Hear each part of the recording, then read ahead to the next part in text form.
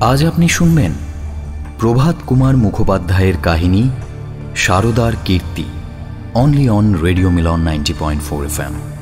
Do like, share and subscribe our YouTube channel for more audio stories and press the bell icon for notification. সারদার চরিত্রে অভিক, অতুলের ভূমিকায় সায়ন এবং অতুলের স্ত্রীর চরিত্রে শ্রোতা। নাট্যরূপদান এবং পোস্টার ডিজাইনিং চিন্ময়। সমগ্র পরিচালনা এবং ধ্বনি পরিকল্পনা সায়ন। শুরু হচ্ছে প্রভাত কুমার মুখোপাধ্যায়ের কাহিনী সারদার কীর্তি।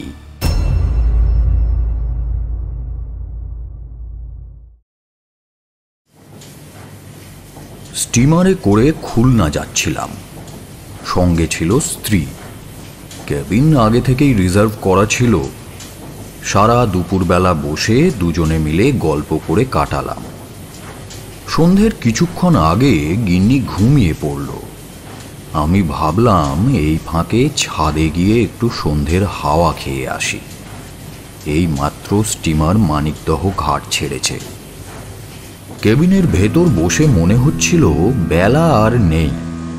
বের হয়ে দেখলাম সূর্যাস্ত হতে তখনও অনেকটাই দেরি আছে। সুতরাং ছাদে আর যাওয়া হলো না। অলসভাবে এদিক ওদিক ঘুরে বেড়াতে লাগলাম। এমন সময় হঠাৎ একজন অপরিচিত যুবক আমার কাছে এসে আমাকে সাষ্টাঙ্গে প্রণাম করে বসল।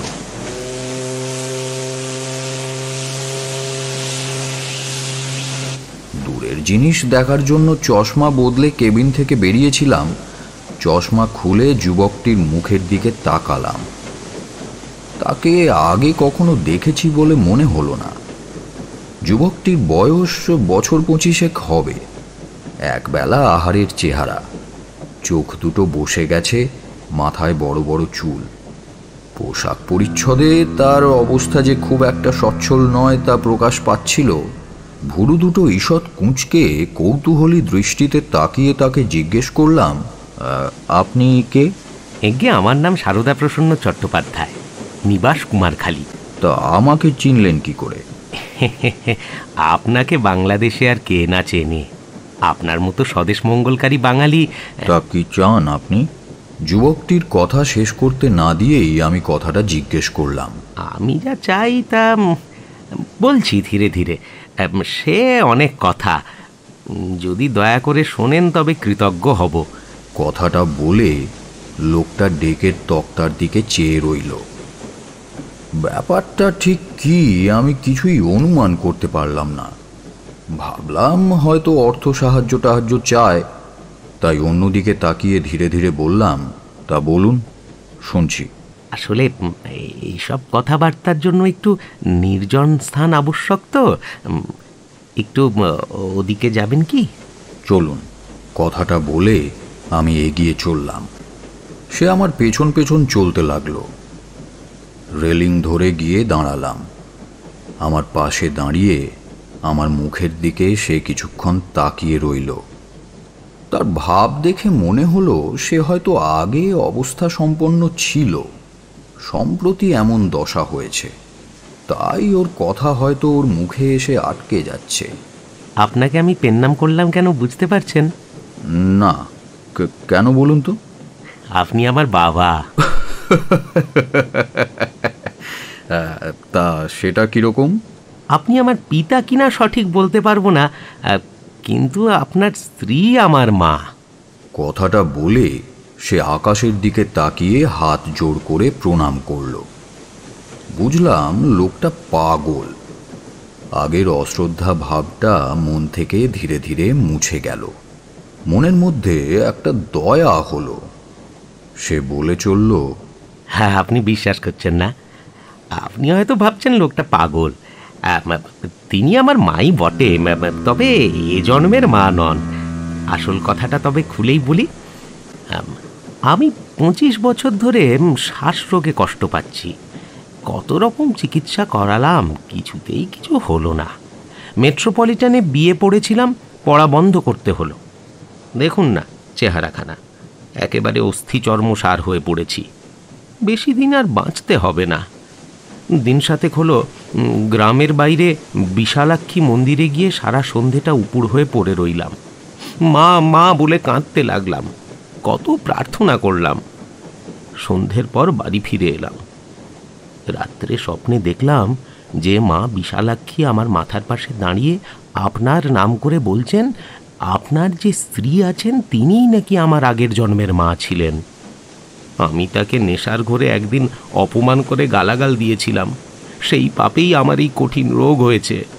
তার কাছে গিয়ে তার পা ধোয়া জল পান করলে আমার সুস্থ হয়ে ওঠার সম্ভাবনা আছে। এই কথা বলেই মা বিশালাক্ষী সেখান থেকে অন্তর্ধান করলেন।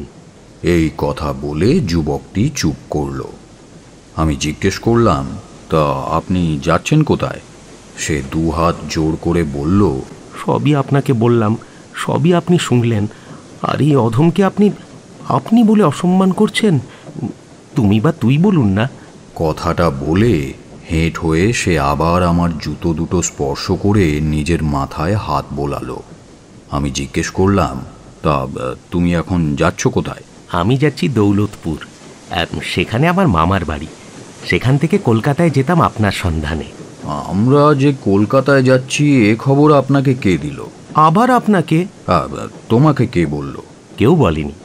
আমি কি জানি না যে কলকাতায় এবার কংগ্রেসের অধিবেশন বসছে, আর ব্যারিস্টার শ্রেষ্ঠ অতুল ব্যানার্জি না হলে স্বদেশিতকর কোনো কাজ করার জয়ই নেই।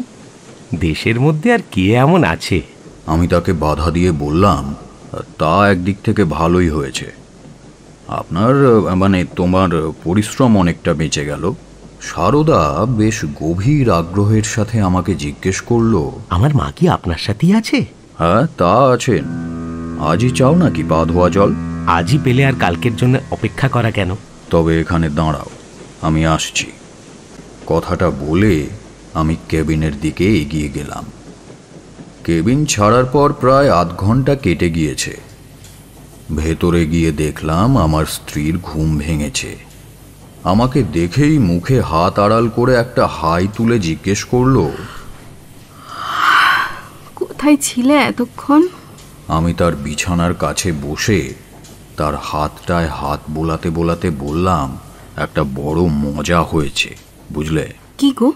তোমার ছেলে এসেছে। কথাটা বলেই আমি অনুশোচনায় মরে গেলাম। আমাদের একটা সন্তান ছিল। এই ঘটনার 1.5 বছর আগে সে আমাদের মায়া ত্যাগ করেছে। আমি অসাবধানতায় আমার স্ত্রীর মনে কি শোকের আগুন জ্বালিয়ে দিলাম তা যখন বুঝলাম, সে একটা দীর্ঘশ্বাস ফেলে উঠে বসল। আমার মুখের দিকে তাকিয়ে বলল, কি বলছো? আমি তাকে কাছে টেনে বললাম, স্টিমারে একজন সন্ন্যাসীর দেখা পেয়েছি। তিনি আমার হাত দেখে বলেছেন শিগগিরই আমাদের নাকি ছেলে হবে। উপস্থিত বুদ্ধিতে এটুকুর বেশি আর জোগাতে পারলাম না, কিন্তু তাতে কোনো ফল হলো না। তার 2 চোখের কোণে জল দেখা গেল। আমি তাকে আলিঙ্গন করে কপালে চুমু দিয়ে রুমাল দিয়ে চোখ মুছিয়ে দিলাম। নিজের চোখও মুছলাম। কি কথা বলে যে চিন্তাভাবনা অন্যদিকে ফেরানো যায় তাই ভাবতে লাগলাম। জানালা দিয়ে দেখলাম সূর্য অস্ত যাচ্ছে। বললাম, চলো ছাদে চলো, সূর্যাস্ত দেখবে। পদ্মার বুকে সূর্যাস্ত তো কখনো দেখোনি। সে উঠল, পাশের কামরায় গিয়ে মুখ ধুয়ে বাইরে যাওয়ার জন্য চুল ঠিক করে বেরিয়ে এলো। দুজনে ছাদে গিয়ে একটু পায়চারি করতে লাগলাম। ধীরে ধীরে সূর্য অস্ত গেল। নদীর বুকে সন্ধে নামল। স্টিমার প্রবল শব্দ করে জল কেটে ছুটে চলেছে।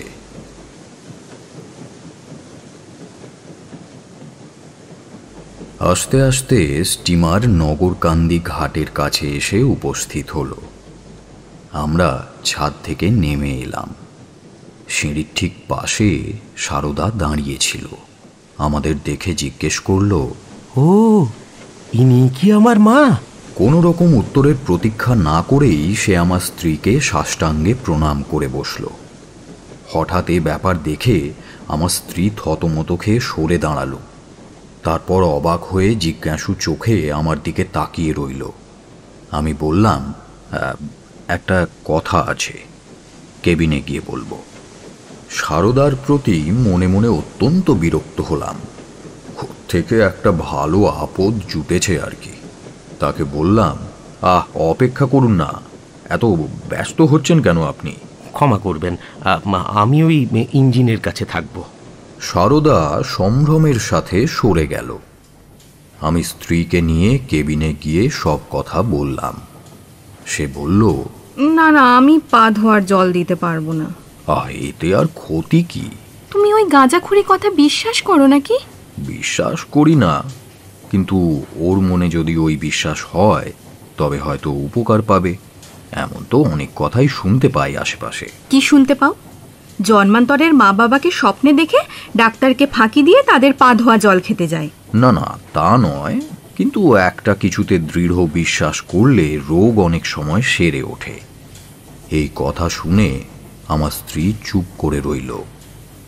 কিছুক্ষণ পরে বলল, তা শুধু জলই দাও না ওকে, বিশ্বাস করলেই হলো যে পা ধোয়া জল। তার দরকার কি? সেটা যে ছলনা করা হবে। কথাটা বলতে বলতে আমি একটা চায়ের পেয়ালাতে একটু জল ঢাললাম। আমার স্ত্রী হাসতে হাসতে মোজা খুলল। ভালোই জ্বালা হয়েছে, তোমাকে যেমন বোকা ভালো মানুষটি পেয়েছে। বিলেতে যে কোনো মেম সাহেব ভুলিয়ে তোমায় বিয়ে করে ফেলেননি সেটা ভেবেই আমি আশ্চর্য হই। তাহলে তোমার কপালের এই কষ্টটা কোথায় যায় বলো? এতদিন তুমি তাহলে কোনো ডিস্ট্রিক্ট ম্যাজিস্ট্রেটের স্ত্রী হতে। যাও যাও, তোমাকে আর চালাকি করতে হবে না, ভারী রসিক এলেন উনি। ঠাট্টা করার লোভ আমার স্ত্রী সংবরণ করতে পারে না, কিন্তু উল্টে একটু ঠাট্টা করলেই তার আর সহ্য হয় না।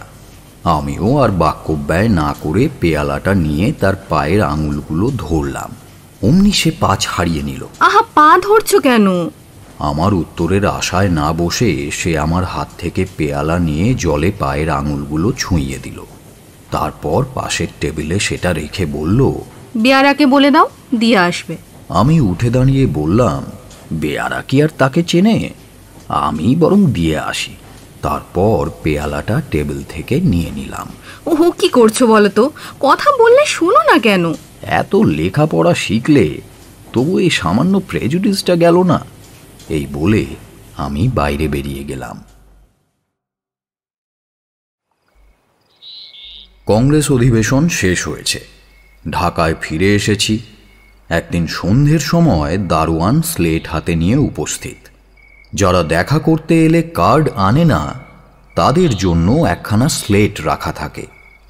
স্লেটে ইংরেজিতে লেখা রয়েছে, সারদা প্রসন্ন চ্যাটার্জি। 2 মাসের পুরনো কথা সহসা মনে পড়ল না। ভাবলাম বোধহয় কোনো নতুন মক্কেল টক্কেল এসেছে, তাই ডেকে পাঠালাম। কিন্তু চেহারা দেখা মাত্রই সারদাকে চিনতে পারলাম। সে এসেই গলায় বস্ত্র দিয়ে মাটিকে প্রণাম করল। আরে থাক থাক, কেমন আছো বলো? কিছু উপকার টুপকার পেলে? সারদা প্রথমে কোনো কথাই বলল না, কারণ সে তখন বুকে হাত দিয়ে বার কত কাশল।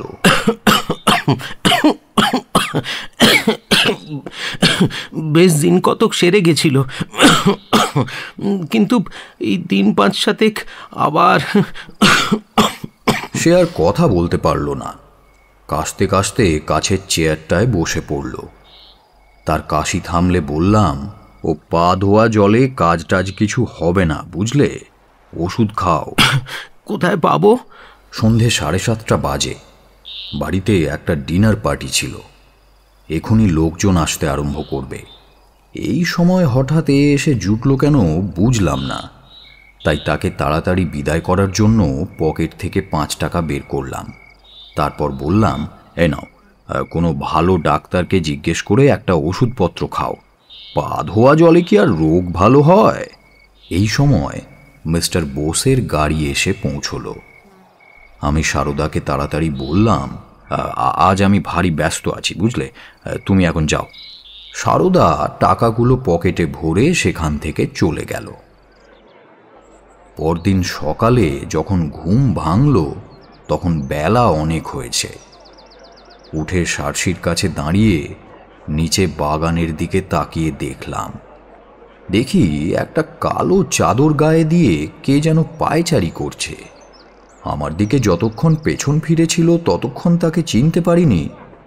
সম্মুখে ফিরতেই দেখলাম সারদা। পুরো অন্তরাত্মা একেবারে রাগে জ্বলে উঠল আমার। এ কি রে বাবা, সকাল হতে না হতেই আবার এসে জুটেছে। দারোয়ানটাও দেখলাম স্লেট নিয়ে এদিকেই আসছে। চায়ের টেবিলে সকালের সংবাদপত্রের সাথে তার স্লেট উপস্থিত। আমার স্ত্রী তখনও নামেননি। সারদা এসেই প্রথমে আমাকে ভক্তি ভরে প্রণাম করল, তারপর বলল, কাল সারা রাত আমার ঘুম হয়নি। আমার প্রতি আপনার অহেতুক স্নেহ দেখে আমি অবাক হয়ে আছি। আমি কোথাকার কে তার না আছে ঠিকানা, আর আমার চিকিৎসার জন্য আপনি 5 টাকা দিয়ে দিলেন। এই টাকাটা আপনি ফিরিয়ে নিন। এই বলে সে 5 টাকাটা টেবিলের ওপর রাখল। সারদার এই রকমের আচরণ দেখে তার প্রতি আমার একটু শ্রদ্ধা হলো। আরে না না না না, ও টাকা ফিরিয়ে দিতে হবে না, তোমার চিকিৎসার খরচের জন্যই তো দিলাম। দেখুন, দৈব শক্তিতেই আমার বেশি বিশ্বাস, ডাক্তারি কবিরাজিতে আমার বিশ্বাস নেই। এই অবস্থায় এর জন্য টাকা খরচ করা কি মিথ্যে হবে না? দেখো, একেবারে বিশ্বাস না থাকলে ফল হওয়া শক্ত। একটু বিশ্বাস তোমাকে রাখতেই হবে। আমার আন্তরিক বিশ্বাস, দৃঢ় বিশ্বাস, যদি মা ঠাকুরনের পা ধোয়া জল দুবেলা খেতে পাই আর তাকে দুবেলা পেন্নাম করতে পারি, তাহলে আমি একেবারে সুস্থ হয়ে যাব। নইলে এ যাত্রায় আমার আর নিষ্কৃতি নেই। কথাটা বলতে বলতে সে বার কতক হাত জোড় করে মাথায় ঠেকিয়ে প্রণাম করল এবং তার চোখ দুটো জলে ভরে উঠল। আমি কিছুক্ষণ চিন্তা করলাম, দুবেলা পা ধোয়া জল দিতে এবং প্রণাম নিতে আমার স্ত্রী রাজি হবেন কি? এমন সময় সারদা অত্যন্ত কাশতে লাগলো। তার শীর্ণ পাণ্ডুর মুখখানা দেখে আমার মনে ভারী দয়া হলো। ভাবলাম সবকিছু শুনলে তার রাজি হওয়াই উচিত। আমি ওকে রাজি করব। কত রকমের লোকে পরের উপকার করে, আর এই সামান্য উপায়ে যদি ওর উপকার হয়, যদি প্রাণটা বাঁচে, তাহলে তাই করা উচিত। সারদাকে বললাম, তুমি নিচে গিয়ে কর্মচারীদের ঘরে অপেক্ষা করো, আমি তোমায় ডেকে পাঠাবো। এরপর আমি আমার স্ত্রীর সন্ধানে গেলাম। শুনলাম সে স্নানের ঘরে আছে। আধ ঘন্টা পর তার দেখা পেলাম। বারান্দায় একখানা চৌকি টেনে নিয়ে সে চুল শুকোতে বসল। আমি বললাম, ওই সারদা আবার এসেছে। সেই স্টিমারের সারদা আবার কেন এসেছে? না, আমার স্ত্রীর স্মরণ শক্তি আছে বলতে হবে। আমি কিন্তু স্লেটে সারদার নাম দেখে প্রথমে ওকে চিনতে পারিনি। তাই বললাম, ওর কাশিটা আবার বেড়েছে, বুঝলে। আমি কিন্তু আর পা ধোয়া জল দিতে পারবো না। একবার দিয়ে বিশ্বাসের বিরুদ্ধে কাজ করেছি। আমি পীর না পয়গম্বর যে আমার পা ধোয়া জল খেয়ে ওর ব্যারাম ভালো হবে? আরে, তোমার আমার মতো সকলে তো আর উচ্চশিক্ষিত হয় না, সে আলো তাদের কাছে পৌঁছয়নি। ওর যদি তাই বিশ্বাস হয়, তাহলে ক্ষতি কি? সেবারে তো ভালোই হয়ে গিয়েছিল বলল। আমার মনে হলো এবার রাজি করাতে একটু বেগ পেতে হবে। স্পষ্টতই ও হয়তো মনে করেছে সেবারের মতো এক পেয়ালা পা ধোয়া জল দিলেই ল্যাঠা চুকে যাবে। যদিও জানতে পারে তা নয়, এখন কিছুদিন ধরে ক্রমাগত দুবেলা ওই মহা ঔষধ বিতরণ করতে হবে, তাহলে একেবারে ধৈর্যহারা হয়ে পড়বে। তবু কিন্তু কিন্তু করে কথাটা বলেই ফেললাম। তবে যতটা বিদ্রোহের আশঙ্কা করেছিলাম ততটা হলো না। সে বলল, ডাক্তারি কবিরাজি কোন ওষুধেই ওর কোনো বিশ্বাস নেই? দুবেলা আমার পা ধোয়া জল খাবে, তাতেই ও ভালো হবে? ও তো তাই বলছে না হলে এ যাত্রায় ও আর বাঁচবে না। বেচারার প্রার্থনা পূর্ণ করো প্রভু। আমার স্ত্রী মৌন থেকে সম্মতি প্রকাশ করল। সারদাকে এই শুভ সংবাদ দিতেই সে আনন্দে অধীর হয়ে উঠল। জিজ্ঞেস করলাম, তোমার বাসা কোথায়? এখানে আমার কেউ নেই। তা কোথায় থাকবে? এখানে আমাকে একটু স্থান দিতে পারবেন না দয়া করে? যদি এত দয়া করলেন। সারদা বাকিটা না বলে চুপ করে গেল। আমি বললাম, আমার কর্মচারীদের একটা মেসের মতো আছে এখানে, সেখানে থাকতে পারো। সে তো বেশ হবে। কাল রাত্রে আমি সেখানেই গিয়েছিলাম কিনা। আজ একবার যদি অনুমতি দেন তাহলে একবার মায়ের শ্রীচরণটা দেখে আসি। তাকে নিয়ে আমার স্ত্রীর কাছে গেলাম। সারদা তাকে প্রণাম করল। আমার স্ত্রী তার দিকে করুণ দৃষ্টিতে তাকিয়ে রইল। টেবিলের গ্লাসে ওর জল রাখা ছিল। সারদা সেটাই একটু হাতে নিয়ে মাটিতে বসে পা ধোয়া জল পান করল। বাকিটা সে তার মাথায় মুছে নিল। এইভাবে 2-3 দিন সে এই রকম করে চলল, কিন্তু তার রোগের কোনো উপশম দেখা গেল না। একদিন সারদা আমাকে ডেকে বলল, মা কি মন থেকে আমাকে পা ধোয়া জল দিচ্ছেন না? এবার আর সারছে না কেন? তার চোখ দিয়ে জল পড়তে লাগলো। কথাটা আমার স্ত্রীকে বলতেই উত্তর এলো, ওষুধ খাবে না কিছু না? পা ধোয়া জলে কি মানুষের রোগ ভালো হয়? যত সব অনাসৃষ্টি কাণ্ড। দেখো, ইচ্ছে শক্তিতে বোধহয় কিছুটা কাজ হয়। তুমি পা ধোয়া জল দেওয়ার সময় মনে মনে খুব আগ্রহের সাথে ভেবো এই জলে ওর রোগ ভালো হবে, তাহলে হয়তো কিছু কাজ টাজ হলেও হতে পারে। দিনের দিন যেন সং হচ্ছ।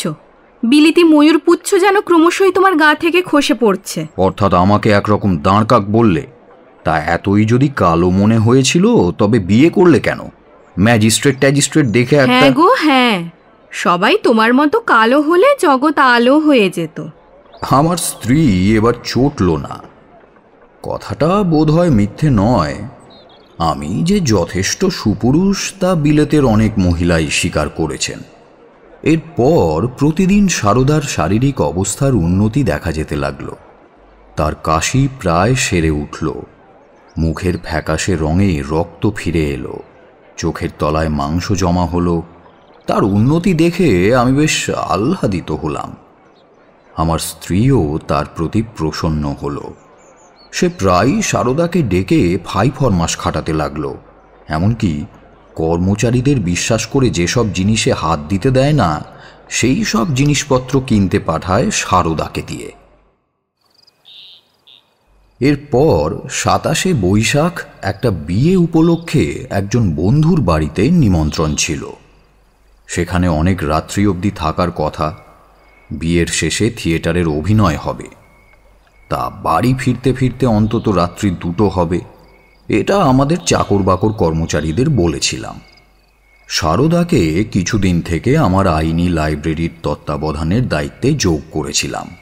তাকে বললাম, শোনো, আজ তুমি লাইব্রেরিতেই শুয়ে পড়ো, বুঝলে? আর একটু সজাগ থাকবে। ও আমাকে বলতে হবে না, আজ রাত্রে আমি জেগেই থাকবো যতক্ষণ না আপনারা ফেরেন। সে জেগেই ছিল। পরে তার প্রমাণ পেলাম। ফিরতে ফিরতে প্রায় রাত 3টে বাজল। আমার স্ত্রী চেঞ্জ করার জন্য অন্য ঘরে চলে গেল। আমি একা শোয়ার ঘরের দরজা খুলে যে দৃশ্য দেখলাম তাতে আমার চক্ষু স্থির হয়ে গেল। বাড়ির বড় সিন্দুকের সামনে সারদা বসে আছে। আশেপাশে খানকতক রূপোর বাসন ছড়ানো, বাসনের আলমারি খোলা। আমাকে ঢুকতে দেখেই সারদা কাঁদতে শুরু করলো। বাবা, আমার কোনো দোষ নেই বাবা। তার কাছে গিয়ে দেখলাম সে বন্দি। এই সিন্দুকে যে কলটা লাগানো ছিল তার একটু ইতিহাস আছে। বিলেতে থাকাকালীন আমি নিলামে অনেক টাকা দিয়ে এটা কিনে এনেছিলাম। তৎকালীন সময়ে একটা ব্যাংক ডুবে গিয়েছিল। এই সিন্দুকটা ছিল সেই ব্যাংকের। কলে একটা তালা আছে, কিন্তু তার চাবি নেই। ঘোরানো যায় এমন কয়েকটা আঙুলের খোপ আকৃতির ধাতুখণ্ডকে যথাযথভাবে একটা নির্দিষ্ট ইংরেজি নামে সাজাতে হয়। তারপর টানলেই খুলে যায়। কিন্তু খোলার আগে ওই খোপগুলোর কাছে একটা পিন সরানো অত্যন্ত জরুরি। তা না করে যদি কেউ খোলার চেষ্টা করে, তাহলে যে খোলার চেষ্টা করছে সে তখনই বন্দী হয়ে পড়ে। দুদিক থেকে 2টো লোহার স্প্রিংয়ের মতো লোহার খণ্ড ছিটকে গিয়ে হাত দুটোকে বেঁধে ফেলে। আমার স্ত্রীর অসাবধানতায় সারদা হয়তো কখনো ওই সিন্দুক খোলার নামটা জানতে পেরে গিয়েছিল, কিন্তু এর মধ্যে যে আরও একটা ব্যাপার আছে সেটা সে জানতো না। পৃথিবীতে কাউকেই বিশ্বাস করে সুখ নেই। সারদাকে দেখতে নিরীহ ভালো মানুষটি, যারা বলে মানুষের মুখ দেখে স্বভাব চরিত্রের আভাস পাওয়া যায়, তারা মহামূর্খ। আইনের ব্যবসা করতে করতে আমি এই মতের অনুকূল এবং প্রতিকূল দুই অভিজ্ঞতাই অর্জন করেছি। তাই এই মতের প্রতি আমার একটা অবিশ্বাস জন্মেছিল। সারদার এই আচরণে আমার সেই অবিশ্বাস মাথা ছাড়া দিয়ে উঠল। তার কাছে গিয়ে প্রচণ্ড রেগে বললাম, খুব কাজের কাজ করেছিস, উপযুক্ত পুত্রের মতো কাজ করেছিস। রাগে আমার সর্বাঙ্গ জ্বলে যাচ্ছিল। ইচ্ছে করছিল তার গালে একটা কষিয়ে থাপ্পড় মারি, কিন্তু নিজেকে সংবরণ করলাম। এমন সময় আমার স্ত্রী ঘরে প্রবেশ করলেন। সারদাকে ওই অবস্থায় দেখে সে একেবারে চমকে উঠল। কাঁপতে কাঁপতে আমার দিকে তাকিয়ে জিজ্ঞেস করল, কি কাণ্ড! আমার স্ত্রীকে দেখে সারদা দ্বিগুণ বেগে কাঁদতে আরম্ভ করলো। বাবা! আমি বললাম, চুপ কর শুয়োর, একদম চুপ, মেরে তোর হাড় গুঁড়ো করে ফেলবো। ও ঘরে চলো। এই বলে আমার স্ত্রী আমার হাত ধরে টানতে টানতে পাশের ঘরে নিয়ে গেল। ঘরে প্রবেশ করেই সে একটা সোফার উপর বসে পড়ল। কি হবে? কি আর হবে, পুলিশে দেব। আমার কথা শুনে সে কিছুক্ষণ চুপ করে রইল। তারপর বলল, দেখো, পুলিশে দিয়ে কাজ নেই, ছেড়ে দাও। লোভের বশে এই কাজ করে ফেলেছে, প্রথম অপরাধের মার্জনা হওয়া উচিত। ও যদি অনুতাপ করে নিজেকে সংশোধন করার চেষ্টা করে, তবে ওকে সে সুযোগটুকু দাও। পুলিশে দিলে ওর জীবন তো একেবারে মাটি হয়ে যাবে। আমি কিছুক্ষণ ভাবলাম, সারদা যদি চুরি করে পালিয়ে গিয়ে সফল হতো তাহলে তাকে ক্ষমা করা অসম্ভব হতো বটে, কিন্তু সে অসফল হয়েছে। তাই তার প্রতি যেন কিছুটা দয়াই অনুভব করলাম। স্ত্রীকে বললাম, সে না হয় পুলিশকে খবর দেওয়া হলো না, কিন্তু সেটা করলে কি সামাজিক কর্তব্যের ত্রুটি হয় না? না, বরং পুলিশে দিলেই সামাজিক কর্তব্যের ত্রুটি হয়। ব্যক্তিগত কর্তব্যের উপরেই সামাজিক কর্তব্য প্রতিষ্ঠিত। একটা জীবনকে চিরদিনের জন্য নষ্ট করে দিও না। সারদাকে ছেড়ে দিলাম। কলকাতা কংগ্রেসের অধিবেশন হয়েছিল কবে? সেই 1896 সালে। 3 বছর পরে সারদার কাছ থেকে একখানা চিঠি পেলাম। সে এখন জামালপুরে মিউনিসিপ্যালিটিতে ট্যাক্স দারোগার কাজ করছে। তারই মামা তার জন্য 500 টাকা ঘুষ দিয়ে ওই কাজটি জুটিয়ে দিয়েছেন। কিছুদিন তার অত্যন্ত কষ্টে কেটেছিল, প্রায় ভিক্ষাকেই জীবিকা করতে হয়েছিল। তবে তার প্রতি আমাদের অহেতুক স্নেহ সম্বন্ধে অনেক কৃতজ্ঞতাপূর্ণ কথা লিখেছে সে। আরও লিখেছে যে তার কাশিটা এবার অত্যন্ত বেড়েছে, এবার বোধহয় সে আর বাঁচবে না। ইচ্ছে আছে এখানে কিছুদিনের জন্য আসবে, কিন্তু সেই প্রস্তাবটা করতে সে সাহস পাচ্ছে না। তার চিঠির শেষের অংশে সে লিখেছে, যদি আপনাদের কাছে যেতে পারতাম, যদি আমার মা ঠাকুরনের পা ধোয়া জল পান করতে পারতাম, তাহলে হয়তো আবার সুস্থ হয়ে উঠতাম। কিন্তু কোন মুখে আর সে প্রস্তাব করব? আমার মৃত্যু যদি হয় তবে আমার পক্ষে সেই শাস্তিই উপযুক্ত। আমার স্ত্রী চিঠিখানা দেখে বলল, একটা কথা রাখবে? কি? তাকে আসতে বলো। চাকরি বাকরি করছে, এখন এখানে এসে করবেটা কি? ছুটি নিয়ে আসবে। তার চেয়ে একটা শিশিতে করে আউন্স চারেক পা ধোয়া জল পার্সেল করে পাঠিয়ে দিলেই হয়। না না, তাকে আমার ভারী দেখতে ইচ্ছে করছে। তুমি জানো এই জীবনের জন্য আমার কাছে সে ঋণী। আমার কাছে যে উপকৃত হয় তাকে আমার ভারী ভালো লাগে। এটা আমার একটা দুর্বলতা বলতে পারো। দুর্বলতা? আমি ধন্য, যার এমন স্ত্রী আছে। তার আর কি চাই? পা ধোয়া জল খেয়েই কত লোক জীবন পেয়ে গেল। ঠাট্টা করছো কেন?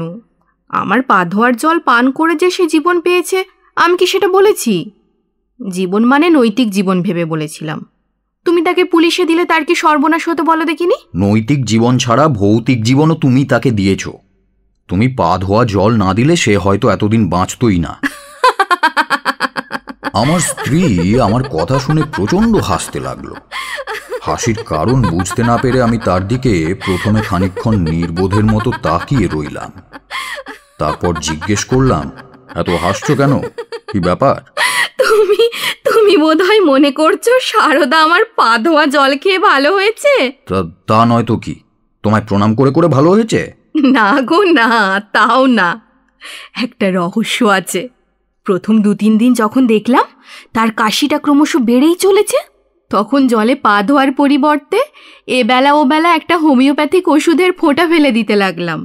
ওয়াইন গ্লাসে ওষুধ তৈরি করে টেবিলে কাগজ চাপা দিয়ে রেখে দিতাম। সারদা এলে বলতাম, ওই যে জল রেখে দিয়েছি, নিয়ে যাও।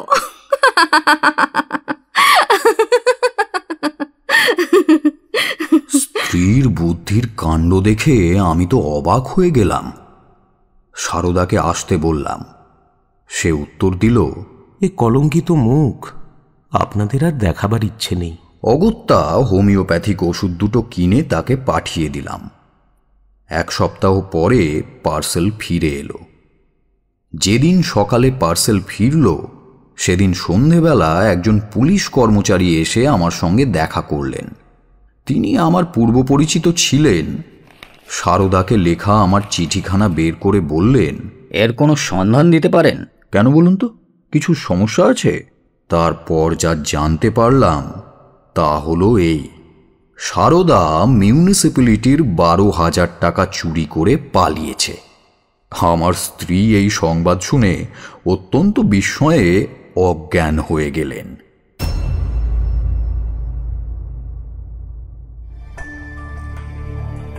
এতক্ষণ আপনি শুনছিলেন প্রভাত কুমার মুখোপাধ্যায়ের কাহিনী সারদার কীর্তি, only on Radio Milan 90.4 FM. Do like, share and subscribe our YouTube channel for more audio stories and press the bell icon for notification.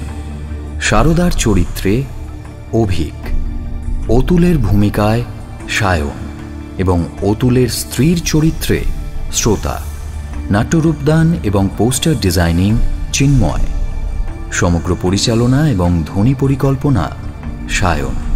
আগামী সপ্তাহে আরও একটা নতুন গল্প নিয়ে হাজির হব আমরা। শুনতে থাকুন রেডিও মিলন 90.4 FM।